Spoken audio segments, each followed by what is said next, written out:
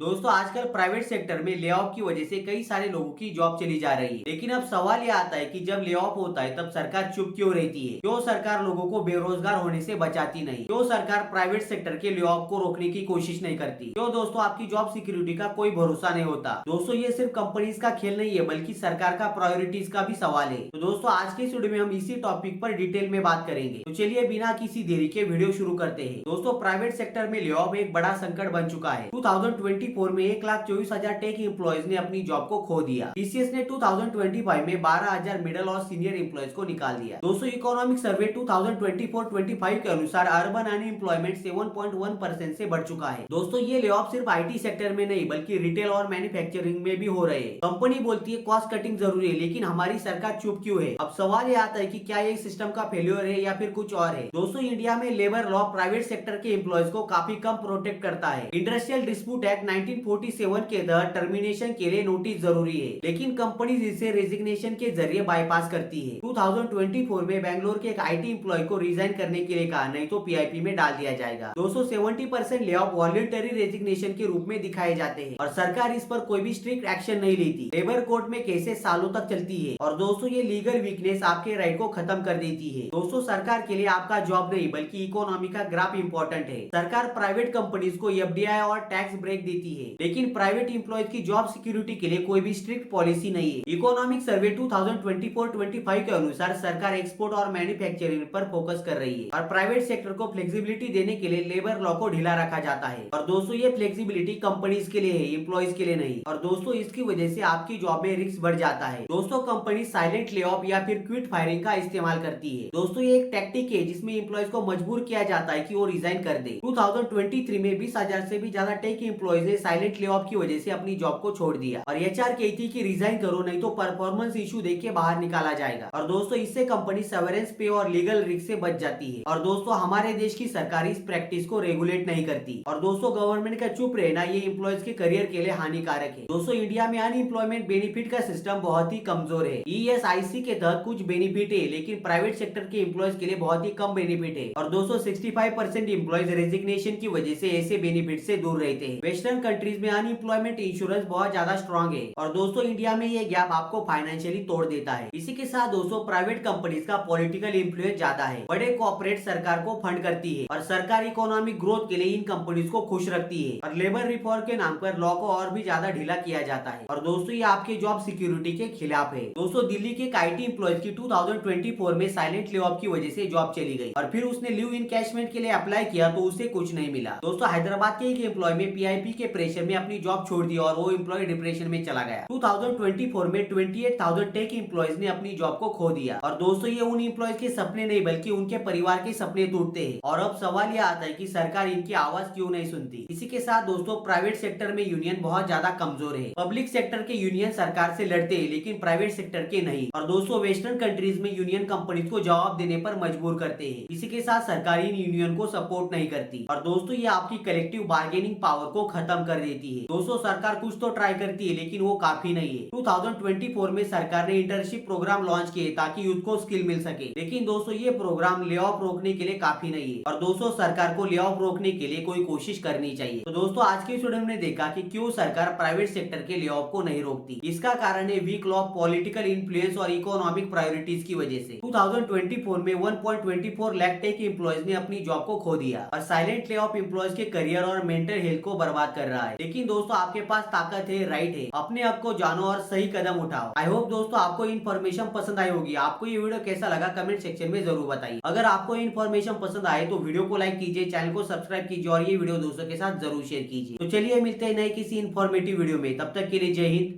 Vande Mataram.